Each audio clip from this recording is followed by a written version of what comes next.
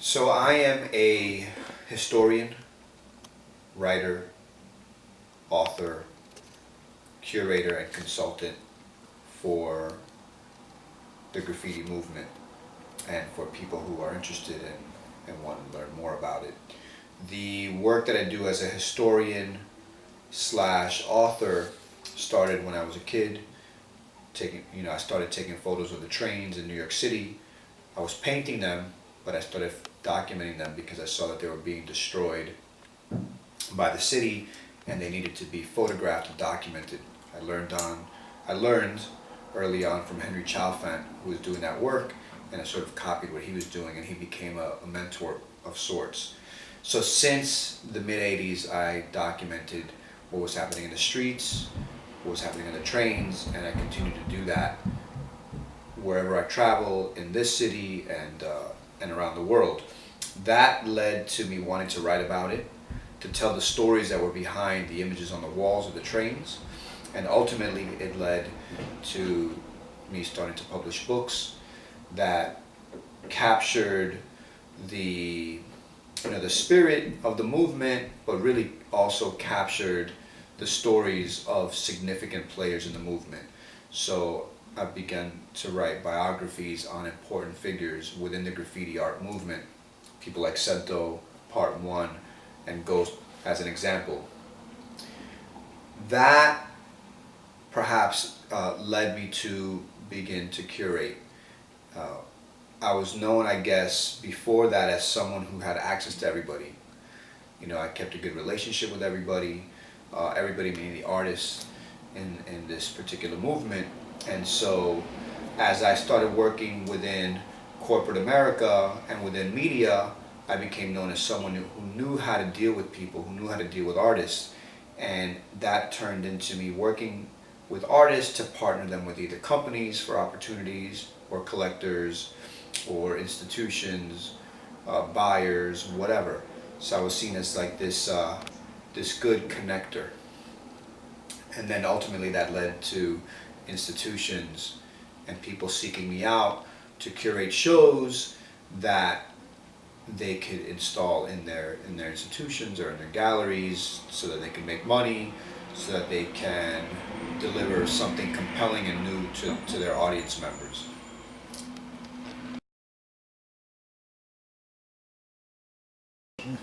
I don't know what I can do that others can't do. I mean, I just try to do what I do best, and that's really to provide a service to the people who need it, provide access to artists when people need them. I think what I can do well is connect people with the real deal, connect people with the artists that are really important in the history of this movement, that are really the talents, that are not necessarily the fly-by-nights, like the brand new art school kids with a lot of training, but the people that have a historical significance within this movement. I work with those people. I deal with those people. Those are my friends and my peers. Uh, and so as a result, I have access to those people. Most people don't have access to those people. They don't know who they are. They might have to read them in a book. They don't know how to find them. And when you do find them, they won't want to have anything to do with you because they won't trust you. You have no history with them. You have no common ground, so to speak. So I do have a common ground. We speak the same language, we know the same people, and we've been seeing each other and working together for many years. So I think that that's a particular advantage that I have for being someone that's really from this movement, where others might not be. Well, I guess what we call graffiti art, or what people call graffiti art, or writing, or graffiti vandalism, whatever. But the stylistic writing of letters, right? Wild style lettering, maybe you want to call it, right? That is a tremendous art movement. It's the biggest art movement ever to exist on this planet. It surpasses the Dadaists, the abstract expressionists, the surrealists that might have been like a dozen or so people. We are talking about tens of thousands of practitioners around the planet with new participants every day. It's tremendous. It's big. Of course, the masters are few, but the followers are many, and the devotees are many, and it's been happening for close to 40 years now. And so I don't know what other art movement has lasted so long, you know, that's been recognized by the fine art world as a movement, or by anybody as a movement. We have history, we have masters, we have followers, we have pupils in every corner of the planet. It's being done everywhere. Where you would not expect it to be, we're there. And so, will the fine art world take notice or accept it or embrace it? It doesn't really matter, because it's got a life of its own. It's happening, whether you want to admit it or not, whether you want to buy it or not, whether you want to accept it or not. It's happening. And you know, if you're over 40 and you have kids, your kids are probably doing it. Your kids aren't doing it, their friends are doing it. You know people who did it when you were kids. That's how it is. And so it's just part of the fabric of the world today. It's just what it is. This is a sign of our times, and it's going to stay that way. And so as time progresses and the art movement that we're talking about, the graffiti movement, gets older, some of the masters are passing away, you know, and with that they leave a legacy behind, and it's our job to carry on that legacy. And like I said, it doesn't really matter if the contemporary art world pays attention or not. This is a street movement anyway, and so this is a public art movement anyway. And so yes, some of it is splintered and gone into the museums and the galleries, but that's just one little piece of it. There's others that won't have anything to do with that are purely muralists, that are purely train writers, that are purely outlaw artists, that have nothing to do with it. So it's going to live in many forms, and it's going to be remembered as an art movement that was huge, that had a tremendous impact on the urban landscape. And so, yeah, that's what I think. I believe it's already eclipsed some of the other art movements that people like to talk about. This is bigger and probably better. I need to further the cause or my work, money, institutions, public advocates, collectors.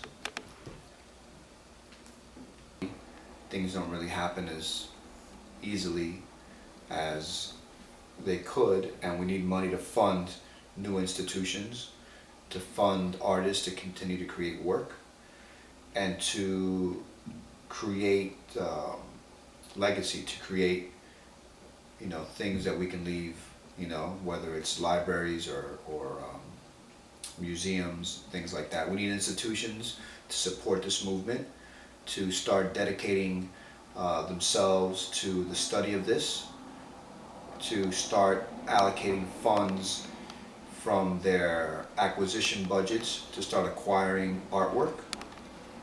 We need public advocates to push the stodgy museum people to wake up. We need collectors to do the same. We need collectors to buy the artwork and continue to give it value. We need artists to continue to create great work. Those are some of the things that we need. We need people to wake up and understand that it's not going anywhere. We need cities to start to understand what's going on. So we probably need some lobbyists. We need politicians on our side. We need people to to come together and not see this movement as a problem, but as this movement, as the great art movement that it is, and help us celebrate it and take it to another level. Awesome.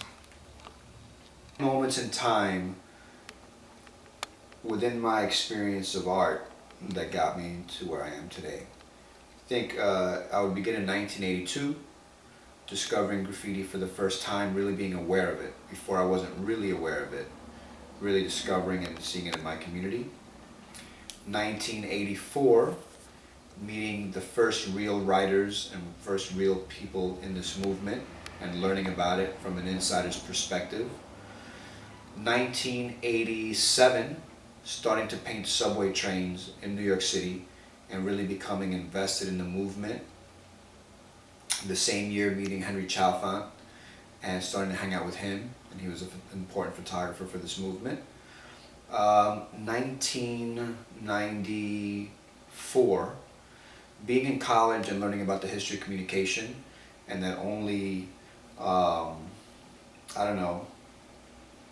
Anglo, white Americans or Caucasians own everything and being pissed the fuck off. 1995, launching my first magazine to counter what I thought was an injustice in media and communication. 2000, launching my second magazine with the help of Echo Unlimited to start covering contemporary fashion and art.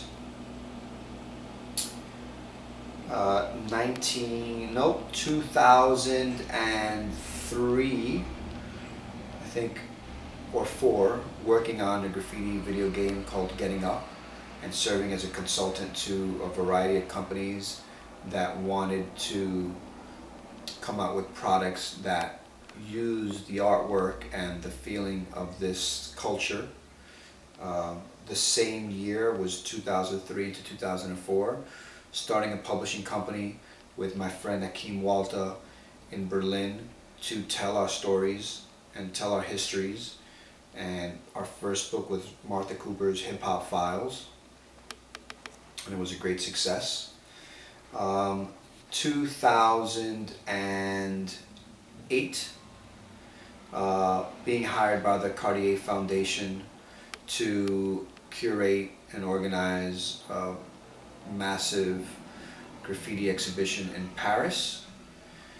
And maybe 2000 and now working with the Museum of Contemporary Art in Los Angeles to present Art in the Streets, which is the biggest graffiti and street art exhibition that has ever been organized ever. So maybe not, off the top of my head, those could be it. There's maybe, more personal ones like my first Top to Bottom, or the time I wrote my name 10,000 times in one night on the inside of a train or something like that. Or, a story about escaping from the police, creating artwork, or when I sold a painting. But I think that those particular highlights, I think, are ones that talk about my involvement within this movement, as an artist, as a historian, as an agitator. Maybe I could write in 2007 being arrested by the police in New York City and being charged with umpteenth crimes related to graffiti. So maybe we'll do 11. But I think that those are the ones, those events have shaped who I am today and what I do today. So that's Nice. it. Numbers 1 through 10 and bonus 11. Cool.